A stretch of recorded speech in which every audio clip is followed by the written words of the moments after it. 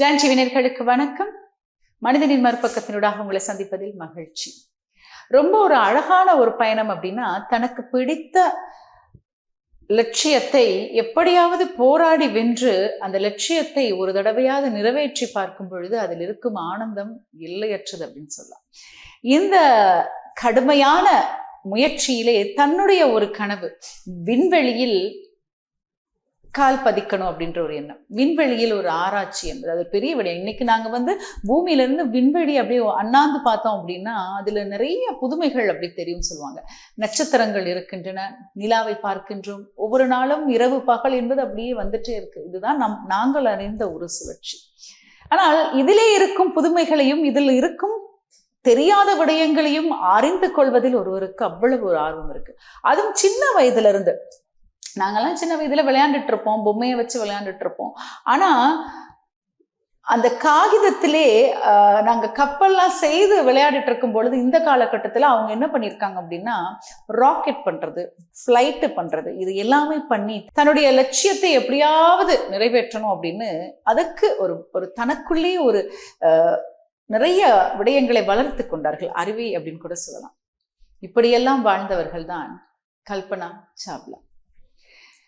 கல்பனா சாவ்லா அப்படின்னு சொல்லும் பொழுது ஒரு சிறந்த வீர பெண்மணி அப்படின்னு கூட இன்னைக்கு உலகம் முழுவதும் கொண்டாடிட்டு இருக்காங்க. ஆனா அன்னைக்கு அவங்க வளர்ந்த காலகட்டம், அவர் வாழ்ந்த காலகட்டம், எப்படி ஒரு சூழ்நிலையிலிருந்து ஒரு பெண்ணாக இருந்து ஒரு குடும்பத்திலிருந்து வெளிவாருது அப்படின்றது ஒரு சாதாரண விடயம் கிடையாது.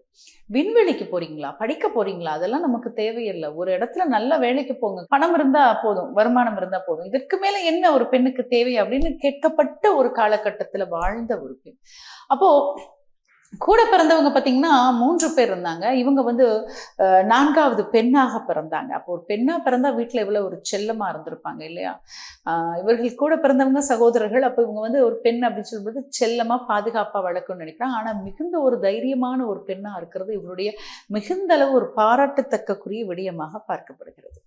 கல்பனா சாவ்லா அவர்கள் 1961ஆம் ஆண்டு பிறந்தவங்க. அவங்களுடைய அப்பா பார்த்தீங்கன்னா ஒரு வருமானத்திற்காக அப்போவே கஷ்டப்பட்டு உழைத்து முன்னேறிவங்க. வேர்க்கடலை விற்பாங்களாம். அதுக்கப்புறம் பார்த்தீங்கன்னா சின்ன சின்ன கையில கிடைத்த ஆட்டோமொபைல் தொழில் அப்படின்னு நிறைய வியாபாரங்களை செய்து வாழ்க்கையில் முன்னேறி வந்தவங்க தான் அவங்களுடைய குடும்பம்.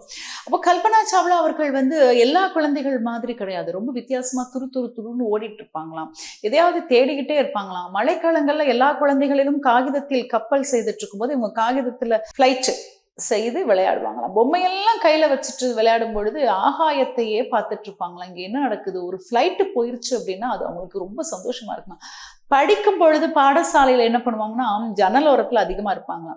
அப்போ அவங்களுடைய பாடசாலைக்கு மேல ஏதாவது ஒரு பிளைட் போற சத்தம் கேட்டது அப்படின்னா அந்த கனவுகளோடு அதை பார்ப்பாங்க. இது எப்படி பறக்குது, எப்படி இவ்வளவு உயரமா போகுது அப்படின்னு தனக்குள்ளேயே ஒரு கேள்வி கேட்டுக்கிட்டே இருந்தாங்களாம். தனக்குள்ள ஒரு கேள்வி கேட்கும் பொழுது அதற்கு விடை தேடுவதற்காக நாங்க முயல்வோம் இல்லையா? இதுதான் அவங்களுடைய ஒரு முதலாவது வெற்றி பயணம் அப்படின்னு சொல்லலாம். அது ஒரு அழகான ஒரு குழந்தை பருவம். அப்போ பாடசாலையில பாத்தீங்கன்னா எல்லா குழந்தையும் விளையாடிட்டு இருக்கும், ஆனா இவங்க உட்காந்து படிச்சுட்டு இருப்பாங்களாம். படிப்புல அதிகமாக ஆர்வம் இருந்தது. தன்னுடைய லட்சிய பயணம் என்ன, அதற்கு என்ன படிப்பு தேவை அப்படின்னு அந்த குழந்தை சின்ன வயதுல இருந்தே தயாராயிட்டாங்க அப்படின்றது ஒரு முக்கிய விடயமாக பார்க்கப்படுகிறது. இந்தியாவில் உள்ள ஹரியானா மாநிலத்தில் கர்னல் என்னும் ஊரில் கல்பனா சாவ்லா ஒரு பஞ்சாபி குடும்பத்தில் பிறந்தவங்க. சமஸ்கிருதத்தில் கல்பனா அப்படின்னா கற்பனை என்ற ஒரு பொருளும் இருக்கிறது. கல்பனா சாவ்லா அவர்கள் தனது கல்வியை பார்த்தீங்கன்னா கர்னலில் உள்ள தாகூர் அரசு பள்ளியில தான் முதல்ல படிக்க ஆரம்பிக்கிறாங்க. அப்புறம் 1982ஆம் ஆண்டு சண்டிகரில் உள்ள பஞ்சாப் பொறியியல் கல்லூரியில வான்வெளி பொறியியல் அப்படின்றது தனது இளங்கலை பொறியியல் பட்டத்தை பெறுறாங்க. அதே வருடம் அவர் அமெரிக்கா சென்று ஆர்லிங்டோனில் உள்ள டெக்சாஸ் பல்கலைக்கழகத்துல விண்வெளி பொறியியல் மற்றும் முதுகலை பட்டத்தையும் பெற்றுக்கொள்றாங்க. 1984ஆம் ஆண்டு அவங்க அந்த பட்டத்தை பெறுறாங்க. அதன் பின்னர் பாத்தீங்கன்னா கொலராடோ பல்கலைக்கழகத்தில் 1986ஆம் ஆண்டு 2ஆம் முதுகலை பட்டத்துடன் விண்வெளி பொறியியலில் முனைவர் பட்டத்தையும் 1988ஆம் ஆண்டு பெற்றுக்கொள்றாங்க. கல்பனா சாவ்லா அவர்களுடைய வாழ்க்கையில வந்து படிப்பு எவ்வளவு தூரம் முக்கியமாக இருந்தது அப்படின்றத விட அவங்களுடைய கனவு எவ்வளவு தூரம் முக்கியமாக இருந்தது. அதற்காக அவங்க சின்ன வயதுல இருந்து உழைக்க ஆரம்பிக்கிறாங்க. அவங்க வாழ்ந்த ஊருக்கு பக்கத்துல பாத்தீங்கன்னா ஒரு விமான பயிற்சி நிலையம் இருந்தது. அதுதான் அவங்க கடந்து பள்ளிக்கு போவாங்க. இதை தினந்தோறும் பார்த்துக்கிட்டே போவாங்களாம். ஏன் அப்படின்னா அந்த விமானம் வந்து அங்கிருந்து கிளம்புறதும் அதற்கு பயிற்சிகள் வழங்கப்படுறதையும் பார்த்துக்கிட்டே போவாங்களாம். அப்ப அவங்க மனசுல வந்து எப்படியாவது விமானத்தை செலுத்த கற்றுக்கொள்ளணும்னு ஒரு ஆசை அவங்க மனசுல வந்துட்டு. அப்ப அவங்க அப்பா கிட்ட போய் கேட்குறாங்க. அப்பா வந்து இல்லை, இது என்ன இந்த வயசுல இப்படி ஒரு ஆசை, படிக்கிறது மாத்திரம்தான் அவங்களுடைய எண்ணமா இருக்கணும் அப்படின்னு அப்பா மறுப்பு சொல்லிட்டாங்க. ஒரே பிடிவாதம் அவங்களுக்கு இருந்தது. அதுக்கப்புறமா அவங்க அப்பா கிட்ட போய் கேட்கும்போது அவங்க அப்பா என்ன சொல்றாங்கன்னா, பள்ளி படிப்பை முடிங்க, அதுக்கப்புறம் பார்க்கலாம் அப்படின்னு சொல்லும்போது சரி அப்படின்னு ஒரே பிடிவாதமா பள்ளி படிப்பை முடிக்கிறாங்க. பள்ளியில வந்து ஒரு சிறப்பான ஒரு சம்பவம் நடக்குது. என்ன அப்படின்னா, கட்டுரை எழுதும் போட்டி நடக்குது. அப்போ எல்லா மாணவர்களும் வந்து விஞ்ஞானம், ஆய்வியல், அறிவியல் அப்படின்ற தலைப்பின் கீழே வந்து நிறைய கட்டுரைகள் எழுதிக்கிட்டு இருக்கும் பொழுது கல்பனா சாவ்லா அவர்கள் விண்வெளி ஆராய்ச்சி அப்படின்னு வந்து ஒரு ஆய்வு சம்பந்தமான ஒரு கட்டுரை எழுதுறாங்க. அப்போ எல்லாருமே பிரமிச்சு பாக்குறாங்க. பள்ளி படிக்கும் பொழுதே இப்படி ஒரு விண்வெளி சம்பந்தமான ஒரு அறிவை அவங்க எப்படி பெற்றுக்கிட்டாங்க அப்படின்ற எண்ணத்துல ஆசிரியர்கள் எல்லாம் பாக்குறாங்க. இந்த நேரத்துல தான் பாத்தீங்கன்னா 1975 நாசா வந்து விண்கலம் ஒன்றை அனுப்புகிறது விண்வெளிக்கு. இது சம்பந்தமான தகவல்களை எல்லாம் பத்திரிகையில் தேடி அறிந்து அதை பார்த்து அதனுடைய விளக்கங்களை எல்லாம் இவர்கள் படித்து ஆராய்ந்து மனசுல வச்சுக்கிறாங்க. இது ஒரு நல்ல ஒரு திறமைக்கு ஒரு எடுத்துக்காட்டாக சொல்லப்படுகிறது. அதற்கு பிறகு மீண்டும் ஆரம்பிக்கிறாங்க. பள்ளி படிப்பு முடிஞ்சிருச்சு. அப்பா கிட்ட திருப்பி போயிட்டு நான் திருப்பியும் படிக்கணும் அப்படின்னு கேட்கறாங்க. அதாவது விமானம் ஓட்டுவதற்கு எனக்கு எப்படியாவது அனுமதி கொடுங்க, நான் படிக்கணும் அப்படின்னு சொல்லும்போது அப்பா வந்து அந்த ஊர்ல இருக்கிற அந்த விமானம் ஓட்டும் அந்த பயிற்சி நிறுவனத்துல அவரும் ஒரு உறுப்பினர் அப்படின்றதுனால என்னுடைய மகளுடைய இந்த பிடிவாதத்தை பார்த்துட்டு சரி அப்படின்னு ஒரு சம்மதம் சொல்றாங்க. அவங்களும் போயிட்டு சந்தோஷமா அங்க போயிட்டு படிக்க ஆரம்பிக்கிறாங்க. அதிகமான நேரங்கள் அங்க செலவழிக்கிறாங்க. அதுக்கு பிறகு என்ன பண்றாங்கன்னா, பல்கலைக்கழகத்துக்கு அவங்க வந்து விண்ணப்பிக்கணும். வீட்டுல யாருக்குமே தெரியாம விண்ணப்பிக்கிறாங்க. விண்ணப்பித்து அந்த அவர்களுக்கான அந்த அழைப்பு வருகிறது. எல்லாருக்கும் விருப்பமும் இல்லையா, மறுப்பு தெரிவிச்சாங்களாம். அப்பா எல்லாம் நினைச்சாங்கன்னா ஆட்டோமொபைல்ல வந்து இவங்களை சேர்த்துடலாம், இவங்களுடைய வியாபாரத்துல இணைத்துக் கொள்ளலாம் மகளை அப்படின்னு நினைக்கும் போது மகள் வந்து பல்கலைக்கழகம் போகணும், பட்டம் பெறணும்னு நிக்கிறாங்களே அப்படின்னு சொல்லி சரி அவங்களுடைய பிடிவாதம் பிடித்து எப்படியாவது படிக்கணும் அப்படின்னு சொல்லும் பொழுது அனுமதி கொடுக்குறாங்க. அவங்களும் சந்தோஷமா போய் படிக்க ஆரம்பிக்கிறாங்க. அதாவது தன்னுடைய லட்சியம், தன்னுடைய கனவு வந்து உண்மையாகவே முக்கியமானதாக இருக்கிறது அப்படின்றத அவங்க உணர்றாங்க. இது ஒரு பெரிய விடயம், இதுக்கு ஒரு ஆழமான ஒரு பயணம் இருக்க வேண்டும். அப்ப இது எல்லாம் உணர்ந்த கல்பனா சாவ்லா அவர்கள் தன்னுடைய இலக்கை நோக்கி பயணிப்பதுதான் ஒரு சிறப்பாக பார்க்கப்படுகிறது. விமான பொறியியல் சம்பந்தமான புத்தகங்களை தேடி படிப்பது, அதாவது அப்ப பாத்தீங்கன்னா விண்வெளியில் நேர கழிவு, டைம்லெஸ் இன் ஸ்பேஸ் அப்படின்ற ஒரு கட்டுரையை வந்து அமெரிக்காவில் உள்ள ஒரு எழுத்தாளர் எழுதியிருந்தார். இந்த புத்தகம் கையில கிடைச்சோன்னா அது சம்பந்தமான ஆராய்ச்சிகளிலும் அந்த புத்தகத்தில் உள்ள விடயங்களையும் மீண்டும் மீண்டும் மீண்டும் படித்து தன்னுடைய அறிவுக்கு இன்னும் அவர்கள் வலுவூட்டுறாங்க அப்படின்னு பார்க்கக்கூடியதா இருக்கிறது. மாணவர்களுக்கு விண்வெளி சம்பந்தமான சந்தேகங்கள் இருந்தது அப்படின்னா அதை கூட அவங்க தான் தீர்த்து வைப்பாங்களாம் பல்கலைக்கழக காலங்கள்ல. 1982 பொறியியல் பட்டம் பெற்று இவர்களுடைய வகுப்புல வந்து இவர்கள் படித்த அந்த ஆண்டிலே சிறந்த மாணவர்கள் 3 பேர் தெரிவு செய்யப்படுறாங்க. அந்த 3 பேரில் கல்பனா சாவ்லா அவர்களும் ஒருவர். பல்கலைக்கழகத்திலே பட்டம் பெற்ற பிறகு அமெரிக்காவில் சென்று இன்னும் ஆராய்ச்சியில ஈடுபட வேண்டும் அப்படின்ற ஒரு எண்ணம் அவங்களுக்கு வருது. ஆனா வீட்டிலுடைய சூழல் அவங்களுக்கு வந்து அதுக்கு இடம் கொடுக்கல. வீட்டில் வந்து வேண்டாம், இங்கேயே இருந்து நீங்க வந்து ஒரு சிறப்பான ஒரு தொழிலை தேர்வு செய்யுங்க அப்படின்னு நினைக்கும் பொழுது பெற்றோர்களுக்காக என்ன பண்றாங்க, தான் படித்த பல்கலைக்கழகத்திலே வந்து விரிவுரையாளராக சேர்ந்து கொள்றாங்க. அவங்களுக்கு வாய்ப்பு வழங்கப்படுகிறது. அங்கே இருந்து நிறைய மாணவர்களுக்கு பயிற்சிகளை கொடுக்குறாங்க. ஆனாலும் அவங்களுடைய எண்ணம் என்னன்னா, விண்வெளி கழகம், அங்கே ஆராய்ச்சி நிலையத்திலே போய் அவங்க நிறைய ஆராய்ச்சிகளை செய்யணும், அண்டத்தை பற்றி அறிந்து கொள்ளணும் அப்படின்ற எண்ணம் இருக்கிறதுனால அதுலயே அவங்க மனசு ஓடிட்டு இருக்கு. அப்போ பெற்றோர்கள் வந்து தன்னுடைய மகளினுடைய எண்ணத்தை ஏற்று அவங்கள வந்து அமெரிக்காவுக்கு அனுப்புறாங்க. டெக்சஸ் போறாங்க. முதுகலை பட்டத்தை அவங்க போய் எடுக்கணும் அப்படின்ற ஒரு முயற்சியில ஈடுபடுறாங்க. ரொம்ப அழகான ஒரு பயணம் அவங்களுடைய பயணம். அங்க போய் அத்தனை மாணவர்கள், நிறைய நாடுகள்ல இருந்து மாணவர்கள் வந்திருக்காங்க. அவர்களிடத்துல இருந்து ஒரு தனித்துவமான ஒரு மாணவியாக தன்னுடைய திறமையை எப்படி அவங்க வெளிக்காட்டுனாங்க அப்படின்னா அந்த முயற்சியில அவங்க வெளிக்காட்டுறாங்க. தனக்குள்ள இருந்த அந்த படிப்பின் மீது இருந்த ஆர்வம் அப்படின்றத விட விண்வெளி மீது இருந்த ஒரு ஆர்வத்துல நிறைய புதுமைகளையும் நிறைய கருத்துக்களையும் முன்வைக்க ஆரம்பிக்கிறாங்க. அமெரிக்காவில் இருக்கும் நாசா அவர்களுடைய தலைமையின் கீழ் இயங்கும் அடமஸ் ஆராய்ச்சி நிலையத்துல வேலை வாய்ப்பு கிடைக்குது. அப்போ அந்த வேலை வாய்ப்பின் போது விமான பயணத்தின் போது அதை சுற்றி காற்று எப்படி பயணிக்கிறது, விமானத்துடைய பயணம் எப்படி அமைகிறது அப்படின்றதெல்லாம் அவங்க அங்க படிக்க ஆரம்பிக்கிறாங்க.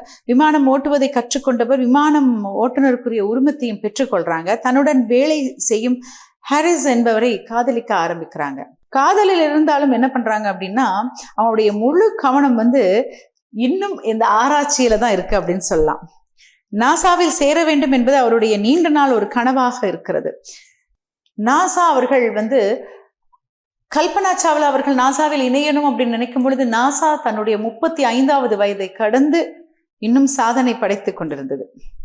அந்த நேரத்தில் ஒரு சிறப்பு என்ன அப்படின்னா நாசாவில் கிட்டத்தட்ட 30% இந்தியர்கள் பணியாற்றினார்கள். இந்தியர்கள் அங்கே பணியாற்றி கொண்டிருந்தது ஒரு சிறப்பாகவும் அந்த காலகட்டத்திலே பார்க்கப்படுகிறது. 1991ஆம் ஆண்டு அமெரிக்கா குடியுரிமையும் பெற்றுக்கொண்டார்கள். விண்வெளியில் பறக்க வேண்டும் என்ற ஆசையில் நிறைய விடயங்களில் நாசாவில் வேலை செய்யணும் அப்படின்ற ஒரு எண்ணமும் இருக்கிறது. அதற்கும் ஒரு அழைப்பு வருகிறது அவர்களுக்கு. நாசாவில் இணையணும்னு ஆசைப்படுறாங்க. நாசாவிலிருந்து வேலை வாய்ப்புக்காக விண்ணப்பம் கோரப்படுகிறது. அந்த விண்ணப்பத்திலே அவங்க முழுமையான தகவல்களையும் நிரப்பி அனுப்புறாங்க. பரீட்சை நடத்தப்படுகிறது. அந்த பரீட்சையில் தேர்வு செய்யப்படுறாங்க. அதுக்கப்புறம் நேர்முக பரீட்சைன்னு வைப்பாங்கல்ல, அந்த நேர்முக பரீட்சைக்கு போய் வந்த பிறகு அவங்களுக்கு முடிவு வரவில்லை. ரொம்ப மனசு கவலையில சரி எப்பொழுதாவது ஒரு வாய்ப்பு வருமே அப்படின்னு நினைக்கிறாங்க.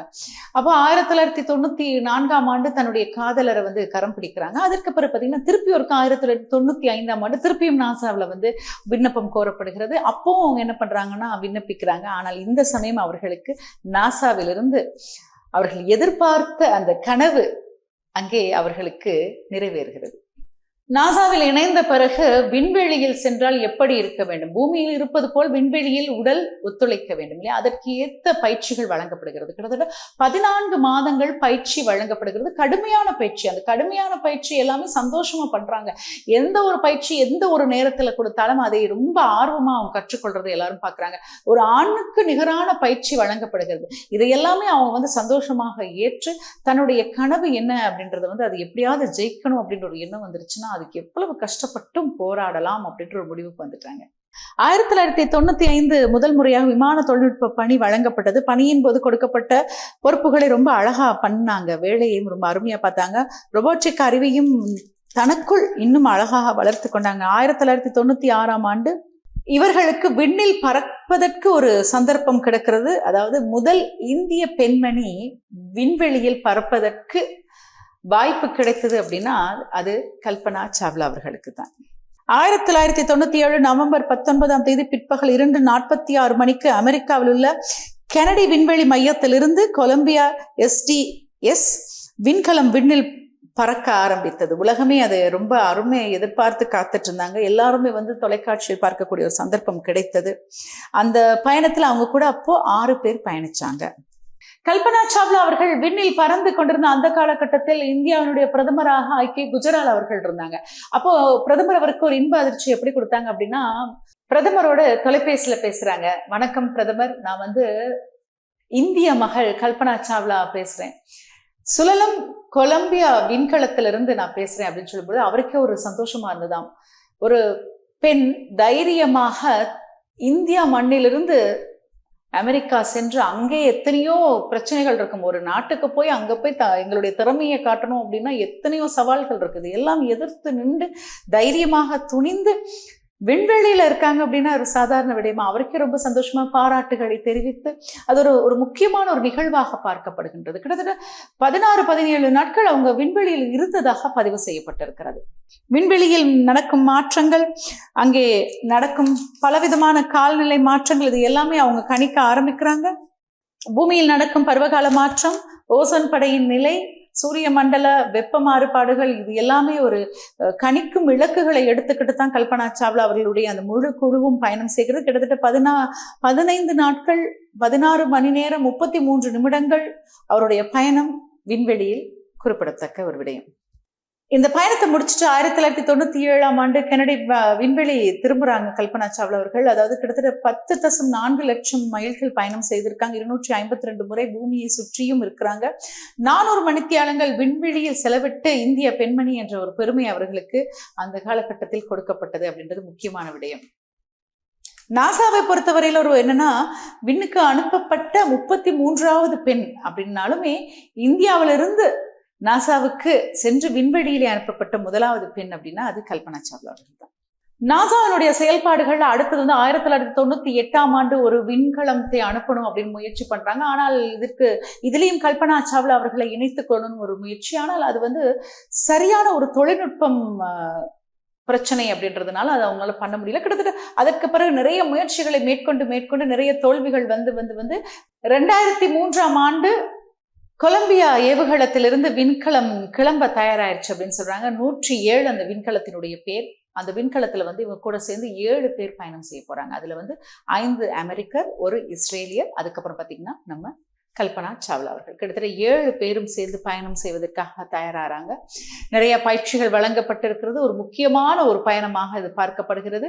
காரணம், இன்னும் பல நிகழ்வுகள், விண்ணிலே நடக்கும் நிகழ்வுகள், பல கோள்களை பற்றிய ஒரு ஆராய்ச்சிகள், காலநிலையில் பூமிக்கு நடக்கும் மாற்றங்களை பற்றிய ஒரு தகவல், இதிலையெல்லாம் எடுத்துக்கொள்ளணும் அப்படின்னு சொல்லிதான் அவங்க அந்த பயணத்தை மேற்கொண்டு போறாங்க. இந்த பயணத்துல கிட்டத்தட்ட 80 ஆராய்ச்சிகள் சிறப்பாக மேற்கொள்ளப்பட்டு திருப்பி பூமிக்கு வர தயாராகிறாங்க. February 1ஆம் தேதி பூமிக்கு அவங்க வரணும். இப்போ கிளம்பி வந்துட்டு இருக்காங்க. உலகமே ரொம்ப எதிர்பார்ப்பாக இருக்கிறது. ஏன்னா ஆராய்ச்சிகளை முடித்து நிறைய தகவல்களை திரட்டிக்கிட்டு ஒரு பெரிய குழு வந்துட்டு இருக்காங்க. அனைவரும் விஞ்ஞானிகள், அனைவரும் மிகுந்த திறமைசாலிகள், எல்லாரும் திரும்பி வந்துட்டு இருக்காங்க. கிட்டத்தட்ட 2 லட்சம் அடிகள் இருக்கு பூமிக்கு வர்றதுக்கு. 16 நிமிடங்கள் பூமியை அவர்கள் நெருங்கி கொண்டிருக்கும் அந்த வேளையிலே, உலகமே எதிர்பார்த்து கொண்டிருக்கும் அந்த தருவாயில் அதிர்ச்சியான ஒரு சம்பவம் எல்லாருக்குமே கொடுக்கப்படுகிறது. வந்து கொண்டிருக்கும் அந்த விண்கலத்துல தொழில்நுட்ப கோளாறு அப்படின்றது பதிவு செய்யப்படுகிறது.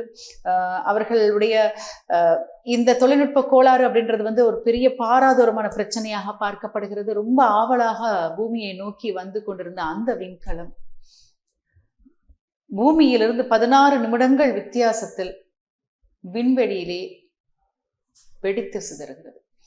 அந்த நேரத்தில் அது தொலைக்காட்சியில உலகமே பார்த்து அதிர்ச்சி அடைந்த ஒரு விடயம். ஏன்னா இத்தனை பேரும் பூமிக்கு வரணும் அப்படின்னு எல்லாருமே ஆசைப்பட்டாங்க அப்படின்றத விட எல்லாருடைய கனவும் அதுவாக இருந்தது.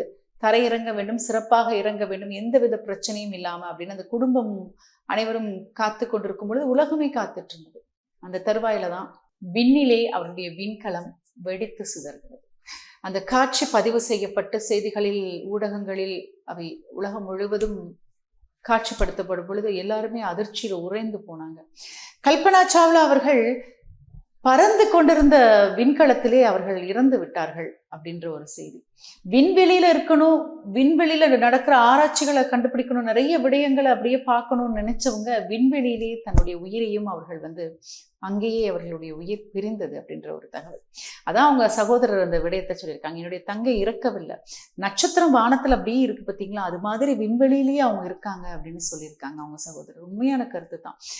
பூமியை நெருங்கவில்லை, ஆனால் இன்றளவும் பூமியில் இருக்கும் அனைத்து மக்களது மனதிலும் கல்பனா சாவ்லா அவர்களுடைய எண்ணங்களும் அந்த வீர தீர செயல்களும் வாழ்ந்து கொண்டு தான் இருக்கிறது. கல்பனா சாவ்லா அவர்கள் விண்வெளியிலே இருக்கும் பொழுதே தன்னுடைய உயிர் அவர்களை விட்டு பிரிந்த நிலையில் இருந்தாலும் மக்கள் மனதிலே அவர்கள் இருந்து கொண்டிருக்கிறார்கள். பல பேரையும் புகழையும் அவர்களுக்கு இன்னும் மக்கள் கொடுத்து கொண்டிருக்கிறார்கள். அவர்களுடைய நினைவை இன்னும் அஞ்சலி செலுத்தி கொண்டுதான் இருக்கிறாங்க. ஏன்னா ஒரு சாதாரண விடயம் கிடையாது. ஒரு சாதாரணமா அவங்க அவங்களுடைய குடும்பம் ஒரு அழகான ஒரு சின்ன குடும்பம். அதுல இருந்து வெளியே தன்னுடைய கனவை நோக்கி லட்சிய பாதையிலே நாடு விட்டு நாடு சென்று அங்கே இருந்து பல பிரச்சனைகளுக்கு முகம் கொடுத்து தன்னுடைய லட்சிய கனவை நிறைவேற்றி விண்வெளியில் பயணம் செய்த முதல் இந்திய பெண் அப்படின்ற பெருமையை பெற்றவங்க இல்லையா அவங்க. கண்டிப்பாக இன்றளவும் கல்பனா சாவ்லா அவர்களுடைய நினைவுகளை இன்றளவும் பலர் சுமந்திருக்காங்க. மீண்டும் மற்றொரு நிகழ்ச்சியில் அனைவரையும் சந்திக்கும் வரை விடைபெற்றுக் கொள்ளும் நான் கவிதா ராம்குமார். நன்றி, வணக்கம்.